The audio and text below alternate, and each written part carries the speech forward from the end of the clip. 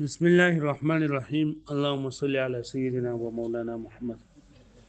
وعلى آل سيدنا ومولانا محمد وبارك وسلم عليه رب زدني علما رب اشرح لي صدري ويسر لي امري واحلل عقدة من لساني يفقهوا قولي نو مونږه دا ویلو چې شپږ سورتونه دي په څلور سورتونو کې به فصل متعین وي او په دوو کې چې دا به وصل راځي نو با سورتونو کې مونږه دوه سورتونه ویلو چې کله دوه جملې وي او هغه لپاره محل الاعراب د اولنۍ جملې لپاره نه وي نو دا دواړه جملې یا به د یو بل سره لفظا او معنا دا به مختلف وي د یو بل نه یعنی او یو جمله وبګه لفظا او معنا خبریه وي او دویمه به لفظا او معنا انشاوي یو صورت داو دویم صورت داو چې دویمه جمله اولنۍ جملې لپاره دوه جملو کې به یو جمله لفظا او معنا به خبري او دویمه جمله به صرف لفظا به خبري او معنا به انشاوي نو په دې صورتونو کې به کمال انقطاع وي انقطاع نو دې کې په فصل وکاو دویم چې کله د دوه جملو په بیس کې کمال اتصال وي نو هم به پکې فصل کوو کمال اتصال بیا صورتونه داو چې دویمه جمله به د اولنۍ جملې لپاره یا تاکید معنوي وي یا به دویمه جمله د اولنۍ لپاره تاکید لفظي وي یا به دویمه جمله د اولنۍ لپاره بدل البعض وي یا به دویمه جمله د اولنۍ لپاره بدل الاستعمال وي او یا به دویمه جمله د اولنۍ لپاره په منزله د بیان وي داږي خبره اترې شروع وي اوس نن سبق کې دوه صورتونه نور بیانې د فصل چې کله پای کې شبه د کمال انقطاع وي یا به شبه د کمال اتصال وي یعنی مکمل کمال انقطاع پکې نه وي خو دا هغه شبهه پکې وي دا شاید مکمل کمال اتصال پکې نه وي خدای شبهه پکې وي نو بدی کوم فصل متعین وي نو شبه د کمال انقطاع کله وي چې کله دای کنه چې لکه کتر په دې باندې عطف کې نو بیا په دې کې دا وهم راځي چې دا جمله د دې هغه مطلب غلطيږي اگر دلته مثال ذکر کړه تظن سلمى انني ابغي بها اراها في بدلا اراها في ظلال تهيم يا تهيم او دویمه جمله چې د اولنۍ او شبه کمال اتصال والی چې کله د اولنۍ جمله دا په منځله د سوال باندې فرض کړل شي او دویمه جمله چې نن دا په شان د جواب باندې فرض کړل شي نو څنګه د سوال او د جواب په منځ کې دغه نوي وصل نوي دغه شان دی په دې کې به هم وصل نوي وګوره ورته بیا و اما كونها یابا د دې د اوس د فصل دریم صورت بیانې چې هغه د شبه کمال انقطاع ده نیابه وی دا دویمه جمله و اما كونها او هر چې کېدل لري دویمه جملې دي کلمنقطعه عنها پشان د اولنۍ جملې نه پشان د منقطعي دي ولی فلكون عطفها عليها چې پدې کون پدې کې چې کله د دویمه جمله په اولنۍ باندې عطف کړل شي نو موهما لعطفها على غيرها نو بیا دا وهم پیدا کوي چې دا عطف ته بغیر باندې دا غیر چې کوم زموږ مقصود نه دی وشبه هذا لكمال الانقطاع او د دې کمال انقطاع سره مشابهت ورکړل شي به اعتبار اشتماله على مانع من العطف چې دل ځکه چې دا مشتمل دی په داسې اوسید باندې چې پای کې دا عطف مانع موجود دی الا انه قال لما خارجيا لیکن کله چې دا خارجون يمكن دفعه ممکن دفع کول لري بنسب قرينه مقرر کول قرینه سره لم يجعل هذا من كمال الانقطاع ندای ونه ګرځو د کمال انقطاع اوس وای کنه د دې خبرې خلاصه لا شولا چې دې ته کمال انقطاع ولې وي نه او مکمل دور ډول نه مکمل انقطاع ورته نه انقطاع کامل پکول نه ده نو انقطاع په کې زکه ده انقطاع په کې زکه ده چې دلته کې د عطف نه پکې مانع موجود دی د عطف نه مانع سره د عطف نه مانع دا دی کته په دې باندې عطف وکي نو خلاف مقصود بلازميږي سبا لازميږي خلاف مقصود بلازميږي نه چې خلاف مقصود لازميږي او مانع عطف پکې موجود دی جو کمال انقطاع کې ورا ولا کنه شبه کمال انقطاع کول راولي نه کمال انقطاع کې ځکه نه راول ما چې دلته کې په دې کې دا دغه موجود دی مانع د عطف پکې موجود دی خو چون کې خارجي دی نو چې قرینه موجوده وي نو معنی عطف ختمې دي شي نو دا کمال انقطاع خو نه ده خدای سره مشابهت لري لکه پوه شو بلی باندې په دې خبره باندې پوه شوي دریم صورت چې بیا کمال انقطاع نو هغه کله دا چې کله د دویمه جمله ته په اولنۍ باندې عطف کې نو خلاف مقصود وهم ترنده لازمیږي خلاف مقصود وهم لازمیږي نو دلته کې د انقطاع ولیدا یو خبر دا کوي انقطاع ولیدا څنګه چې معنی د عطف پکې موجود دی او شبه کمال انقطاع ولیدا یعنی مکمل انقطاع په کول نشته نو دلته کې چې دا معنی عطف چې دی د کم څه لونه چې عطف منشوي دی نه دا خارجي څه دی او دا په قرینه په مقرر کېدو سره چې قرینه موجوده وي نو هغه حذف کېږي هغه لري کېدی شي چې لري کېدی شي نو مکمل انقطاع په څه کنه ويسمى الفصل لذلك قطعا او دې تفصل ویل کېږي دا قطعا ها او مثال لري سره وتظن سلمى انني ابغي بها بدلا اراها في الظلال تهيم بعض کتابونو کې تهيمونه بعض کې تهيمونه ان مجرد نوم دی او دا نوم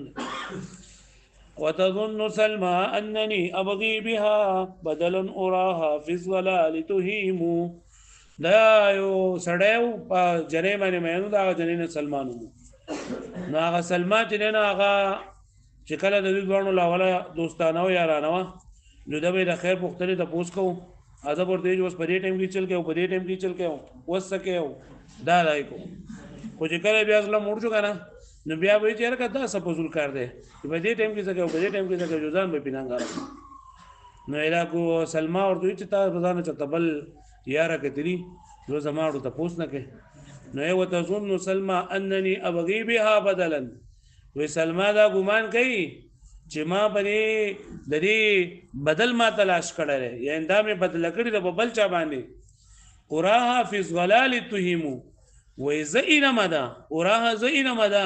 چې دا په گمراهۍ کې سرګردانه ګرځي بدل دا په خپل خبره کې غلط ده نو ګور سلمى د دې خبرې ګمان کړی ری چې ما د دې بدل تلاش کړه دا بل خبره چې د اورا حافظ غلاله دا د عاشق او د شاعر خپل خبره ده چې زدا اینم کوز د څه ویل شوی چې وتظن سلمى انني ابغي بها بدلا واراها في ظلال تهيم نو بیا مطلب د چې سلمى د دوه سوزونو ګمانونه کوي یو د دې ګمان کوي چې ما د دې بدل تلاش کړه او دیم د دې خبرې هم دای کوي چې زه هغه اینم په گمراهۍ کې خو هغه د دې ګمان نه غاسب دی وی خبرې ګمان کوي خدای چې په خپل خبره دا کوم ګمان چې ما باندې کوي نو دا په خپل ګمان کې دا دغه حیران سرګردانه غلطه ده پوه نه شوي کنه نو کله لګي عطف شوی نو بیا به دا اورا فی ظلال دا به هم د مظنونات سلمان جوړ شو حالا چې مظنونات سلمان دا یو خبره وتظن سلمى انني ابغي بها بدلا اراها في الظلال تهيم ګمان کوي سلمى انني ابغي بها بدلا چې بشک ما تلاش کړی دی د دې په عوض کې با د مقابله د دې په عوض کې بل بدل وراها زینما دی خپل سلمى لرا معشوقی لرا فی الظلال په گمراهی کې تهیم یا تهیم یا حیران سرګردانه فبين الجملتين مناسبه ظاهره وذل دوه جملو په منځ کې چې کنه مناسبت ظاهر شته ولي لاتحاد المسندين دغه مسندون الوانو یو دي لان معناها زکه اراها نه اراها درې معنوم دي نه اظنها له نو تظن سلمى کې تظن هم ګمان دي او اراها کې هم ګمان دي وقول المسند اليه في الاولى محبوبا وفي الثانيه محبا او په اولنۍ کې مسند اولى مسند الیه دا محبوب دي او په دویم کې مسند الیه دا محب دي محبت کوونکې لكن ترك العطف لكن دلته عطف مو پر قول شوی ولي لالا يتوهم انه عطف على ابغي زګه چې وهم دار نه چې دا اراها في ظلاله دا جنن دا عطف دی په ابغي باندې فيكون من مظنونات السلمى او شی بدل مظنونات السلمان هغه پوښوي به باندې هغه پوښوي ويحتمل الاستئناف او دا احتمال د استئناف هم لري استئناف جو وسایل دی بل سبق را روان دي نن کو ورسید ورته کنه سبا استئناف دي ته ویلېږي چې مکه جملې سره تعلق نشته کانه قیل گویا ویلې دي چې کیف ترى فی حسن چې کله سلمى دا ګمانو کو وتظن سلمى انني ابغي بها بدلا چې سلمى دا ګمانو کو چې ما داږي ګمان تلاش کو دای بدل تلاش کړه نو گویا کې سوال وکړل شو چې کیف تراها فی هذا الظن تا دا څنګه ومندل په ځوان کې چې دا صحیح دی که صحیح نه ده نو له اوراها تتحیر فی اودیه الظلال چې ما ولید هغه لرا چې دا په دې گمراهی په دې وادیانو کې حیران سرګردانه ګرځي نو دا خو د عطف احتمال لري چې لفظ احتمال لري او استئناف یعنی جمله مستأنفه جدا جمله هم جوړېدل شي دا ونه شوي واما كونها سلورم سوره دې نه بیانې چې هغه شبه د کمال اتصال لا شبه د کمال اتصال لا لکه څنګه چې اتصالي کنه پرې دای کې د مخکې موږ صورتونو وي چې دویمه د اول لپاره یا تاکید وي یا دویمه د اول لپاره بدل وي یا دویمه د اول لپاره بیان وي دغه شان دي دا کمال اتصال چې کنه د دوو جملو په منځ کې اولنۍ جمله سوال او دویم جوابي او سوال جواب په منځ کې چې نه عطف نه وي خو دلته کې دا بدی دویمه جمله حقیقتا جواب اولنۍ جمله چې دا حقیقتا سوال نه وي نو لہذا کمال اتصال پکې نشته بلکې شبه د کمال اتصال پکې ده چې دا اولنۍ جمله بدی کې دا سوال چې نه دا تقاضا کوي چې دا سوال لري ته جوړ شي او د دویم نه چې نه دا جواب جوړ شي ګوره و اما كونها او هر څه کې دل لري دویمه جملې دي کل متصله بها فشان دا اولنۍ سره د متصله فلكونها ذکر چې دا دویمه جمله جوابا لسوال دا جواب دا غ سوال اقتضته الاولى چې دا اولنۍ جمله تقاضا کوي دویمه جمله جواب وي دا هغه سوال نه کوم چې اولنۍ جمله ولولنۍ جمله کې حقیقتا سوال نه بلکې دا جمله دای کوي لکه اوس بر مثالونو کې براشي فتنزل الاولى منزله السؤال نو را کوزولګي بلد اولنۍ په منزله د سوال باندې ولی لکونها مشتمله علیه ځکه چې دا مشتمل ده په سوال باندې ومقتضیه له تقاضا کوونکی ده دي فتفصل الثانيه عنها جدا کیږي بل دویمه جمله د اول نه په فصل سره کما يفصل الجواب عن السؤال لکه څنګه چې جواب د سوال نه جدا وي جواب په سوال باندې عطف نه وي دغه شان دي بل دویمه جمله د اول نه دا به جدا وي فصل وي لما بينهما من الاتصال ځکه چې د سوال او د جواب په منځ کې اتصال موجود وي واښو به دې باندې نو دلته ولا کوي تا دغه ولینه کې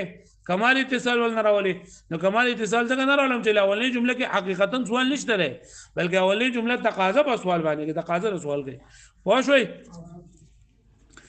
قال سکاکی رحمت الله علیه فرمای فينزل ذلك السوال واسرا ګولېږي کې بدغه سوال کوم سوال الذي تقتضيه الاولى چې اولنۍ جمله دای تقاضا کوي وتدل عليه او دلالت کوي بری باندې بالفحوى قرائن د کلام منزله السؤال الواقع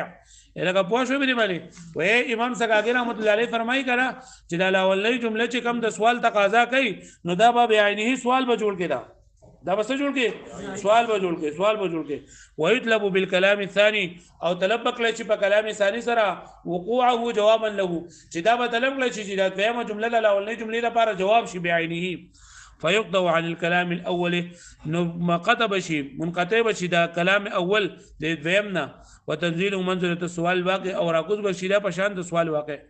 لکه پوه شو به باندې ها وې چې دا اولنۍ جمله به په منزله د سوال حقيقي باندې وګرځي او دویمه ملایي په دویمه جملې په ذریعہ سره به اولنه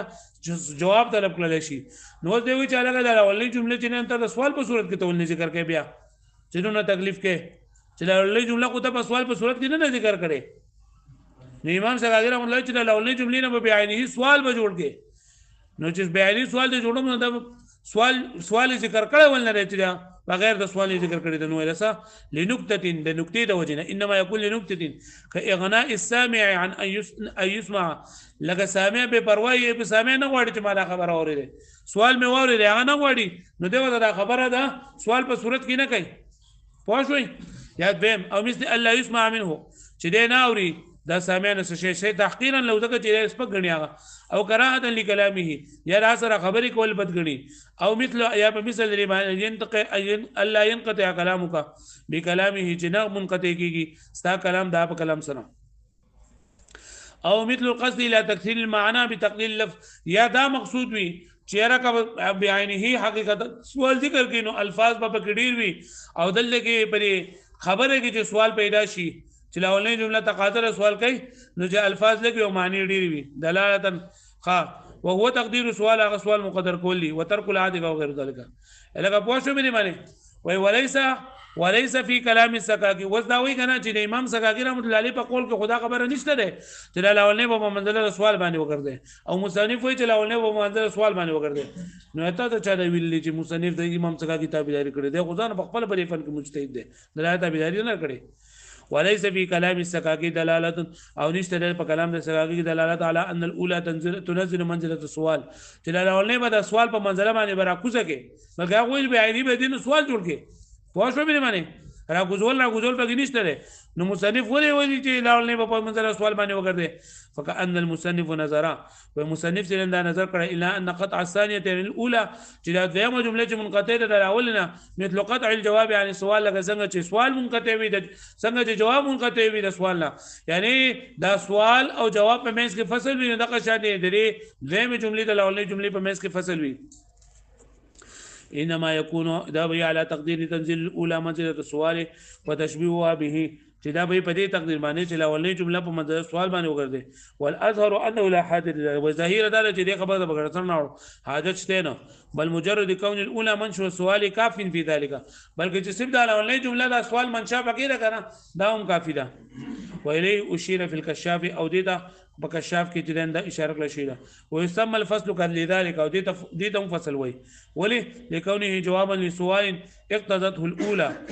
ځکه چې دا جواب دی هغه سوال کم چې لاولنی جمله تقاضا کوي استئناف او دې استئناف هم ویل کېږي پوه شئ و دې دویمه جمله ته نه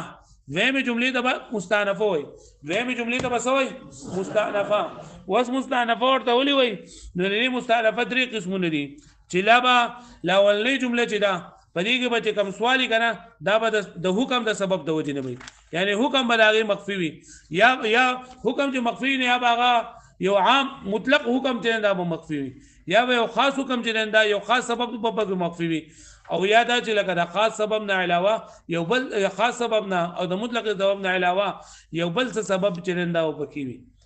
هذا قسم استئناف الفصل وكذا الجمله الثانيه نفسها ادا رنگ دویمه جمله ته بوي تسمى استئنافا ومستأنفا دي استئناف ومستأنفا بوي وهو الاستئناف على ثلاثه اضرب او دا استئناف يعني دا دویمه جمله په طریق اسمه لان السؤال الذي تضمنته الاولى ذکر سوال هغه چې کوم لاولنی جمله متضمن دا سوال لره اما عن سبب الحكم المطلقا یا به سبب د حکم ذکر کوي مطلق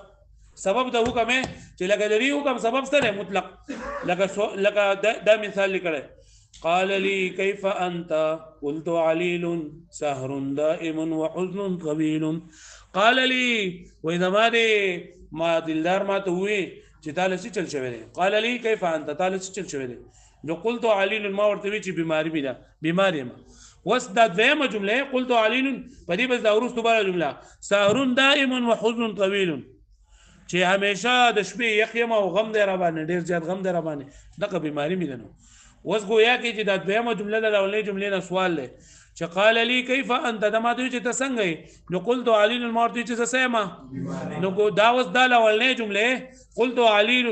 دا جمله په دویمه جملې باندې سارون دائم وحزن طويل بلې باندې نه عطف کړل شوی ولی ځکه چې دا اولنۍ جمله تقاضا سوال کوي چې دوی چې بیماری ما دا لکه سره بیماری علت سره سبب سره نو چې سارون دائم وحزن طويل دا دویمه جمله په شان د جواب شو او اوله جمله دا سوال تقاضا کوي کوم څه پوه شو به معنی اما عن سبب الحكم دا الاولنی جمله چې دا په سوال کوي د سبب حکم نه مطلقاً لکه شعر ده قال لي كيف انت قلت عليل سهر دائم وحزن طويل قال لي اغما امتوي چې تسنګي نو قلت مارتوي چې عليل زخه بیماری ما بیا از گویا کې چې سوال وشو چې ستاره بیماری علت څه شه ده سهر دائم وحزن طويل چې یو شوګيري کوم ټول شپه یخما او غم را باندې ډیر زیات ته جزکه اي ما بالك عليلا يعني تاسو شي بیماری او ما سبب علتك یا ستاره بیماری هغه سبب سره بقرینه العرف والعاده بلکې قرینه نه عرف او عادت ته لانه اذا قيل ذكر چې ویل شي فلان مریض چې پلان کې مریض دی نو فانما يسال عن مرضه وسببه هغه تاسو کولای چې لکه څه چل ولې چې بیمار دی پسر دل په پوی دل دی د سو وجدا لا ان يقال او دا نه ویل چې هل سبب علته کذا وکذا چې لکه ولې راټاو شو چې پسر دل دی او څه چل شوی دی علت نه دی لا سه مسار والحزن وي خاص کر په هغه زما چې کله سړی شوګیره کوي خوب ولا د شپې نه ورځي یا غمي حتى يكون سؤال عن سبب خاص چې سوال وشي د سبب خاص نه لکه پوه شوي دا لاندې جو سبب خاص دی او ما وبر نفسي دا وجه سبب ان شاء الله لکه پوه شوي دا سلور صورتونه دي چې په کومه کې فصل متعین دی په دې اخرنی ته موږ راورسېدو په دې اخرنی کې اوس دغه خبره ده چې دویمه جمله ده مستانف او استئناف ورته وي او د دې استئناف درې قسمونه دي نو بریګه موږ لولنې وي چې لولنې جمله چې د کوم سوال متضمن ده هغه سبب به عام مطلق